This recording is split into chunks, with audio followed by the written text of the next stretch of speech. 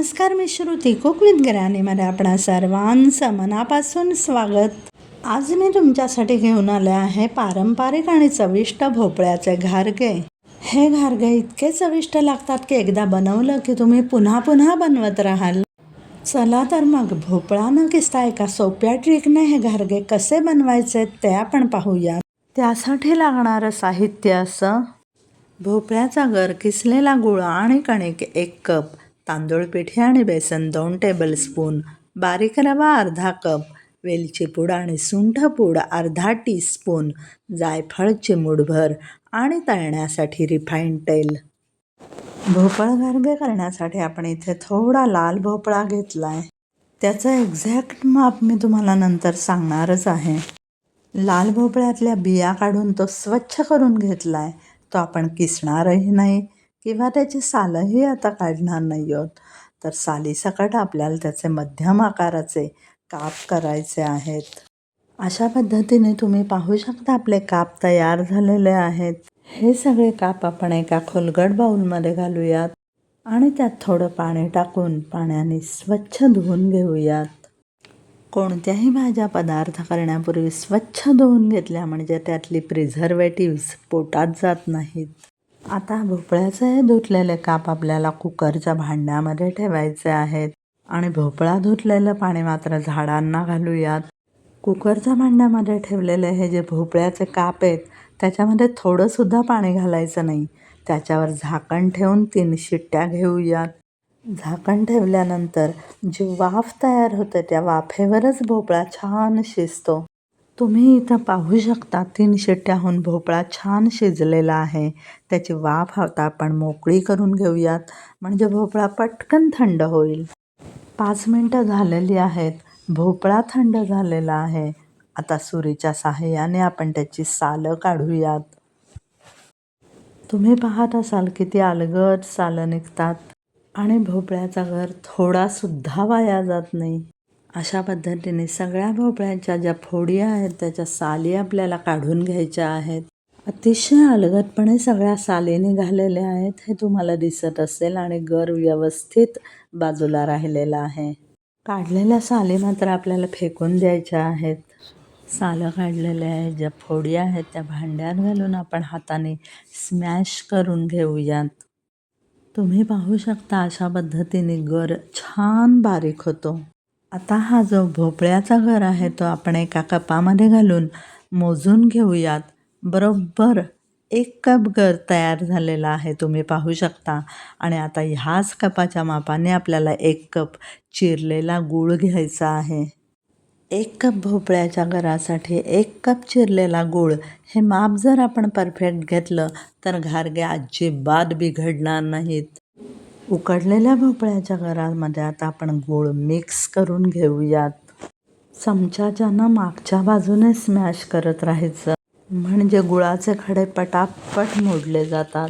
आता गुळाचे जर मोठे खडे विरघळले गेले नसतील तर मिक्सरच्या जारमध्ये हे मिश्रण घालून 1-2दा मिक्सरमध्ये फिरवून घ्यायचे म्हणजे मोठे खडेसुद्धा विरघळतात. आता आपलं गर करण्याचं काम तर झालेलं आहे. एक कढई घेऊयात, त्यावर चाळणी ठेवूयात आणि त्या चाळणीमध्ये 1 कप कणिक म्हणजे गव्हाचं पीठ घेऊन ते चाळून घेऊयात. पदार्थ करताना कोणतंही पीठ चाळून घेतलं ना की ते हलकं होतं. आता त्यामध्ये आपण अर्धा कप रवा चाळूयात.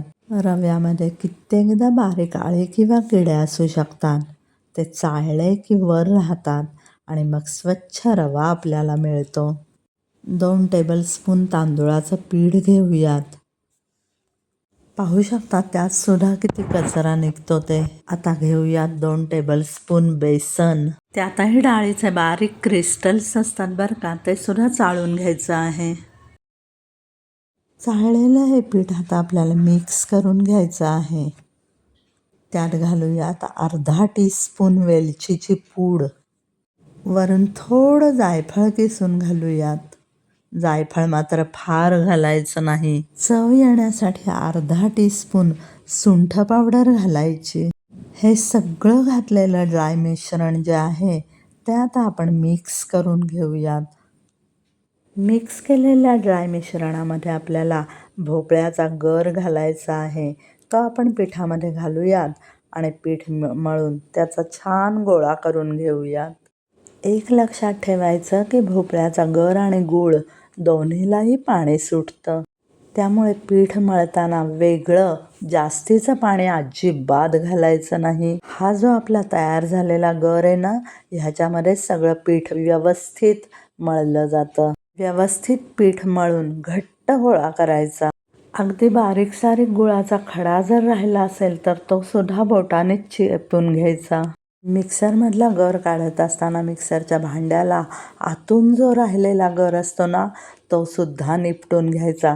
काहीही वाया घालवायचं नाही. अशा पद्धतीने पुरी किंवा पोळीला भिजवतो तसे कणिक आपल्याला भिजवून घ्यायचे आणि गर आपल्याला त्या कणकीमध्ये व्यवस्थित मिक्स करून घ्यायचा आहे. अशा प्रकारे आपला पिठाचा गोळा तयार झालेला आहे. ह्या मळलेल्या पिठाला थोडा तेलाचा हात लावूयात आणि पीठ 5 मिनटं रेस्ट करण्यासाठी ठेवूयात. एक लक्षात ठेवायचं की 5 मिनटापेक्षा जास्त ठेवायचं नाही, कारण गूळ आणि भोपळ्याच्या गराला पाणी सुटलं तर पिठाचा गोळा सैल होईल आणि घारगे नीट लाटले जाणार नाहीत. आता गॅसवर आपण कढई तापत ठेवायची आणि तापलेल्या कढईमध्ये घालूयात घारगे तळण्यासाठी रिफाईंड तेल. कढईतलं हे तेल तापेपर्यंत आपल्याला घारगे लाटून घ्यायचे आहेत. घारगे लाटण्यासाठी आपलं जे मळलेलं पीठ आहे ते व्यवस्थित मुरलेलं आहे. त्याच्या आता आपण छोट्या छोट्या लाट्या करून घेऊयात. पुरी किंवा पापडासाठी करतो ना, अगदी तशा. अशा पद्धतीने ह्या लाट्या तयार झालेल्या आहेत. त्याचे आपण छोटे छोटे घारगे लाटून घेऊयात. घारगे लाटण्यासाठी घारगे लाटण्याच्या आधी पोलपाटाला आपण थोडं तेल लावून घेऊयात. त्यावर पिठाची लाटी ठेवायची. लाटण्याला पण तेल लावून घ्यायचं, म्हणजे पीठ लाटण्याला आणि पोलपाटाला दोन्हीलाही चिकटत नाही. इथे मी थोडी खसखस घेतलेली आहे. त्यात लाटी आपल्याला डीप करायची आणि छोटे छोटे पुरीसारखे घारगे लाटायचे. अगदी अलगद पण थोडे जाड लाटायचे, म्हणजे पोलपाटाला किंवा लाटण्याला पीठ चिकटत नाही. अशा पद्धतीने लाटून झालेले सगळे घारगे आता आपण तळून घेऊयात. तुम्ही पाहू शकता कढईतलं तेल व्यवस्थित तापलेलं आहे. आता आपल्याला पहिले 2 घारगे तळेपर्यंत गॅस बंद ठेवायचा, म्हणजे घारगे जळणार नाहीत. घारगे तेलामध्ये अगदी अलगद सोडायचे. अनारसे तळताना ज्याप्रमाणे खसखशीची बाजू आपण वर करतो, सेम तीच पद्धत घारगे तळताना आपल्याला वापरायची आहे. झाऱ्याने उलटपालट करायचं आणि दोन्ही बाजूने पटापट खरपूस आणि सोनेरी रंगावर येईपर्यंत तळायचं. अशा पद्धतीने 2 घारगे तळून झाले की कडकडीत गरम झालेलं जे तेल होतं ते नॉर्मलला येतं आणि मग गॅस आपण पुन्हा चालू करायचा. तुम्ही पाहू शकता आपले घारगे किती छान टम्म फुगलेले आहेत. आता असंच आपण इतर घारगेही तळून घेऊयात. गॅस मात्र आपल्याला लो फ्लेमवरच ठेवायचा आहे, म्हणजे घारगे आतून कच्चे राहत नाहीत.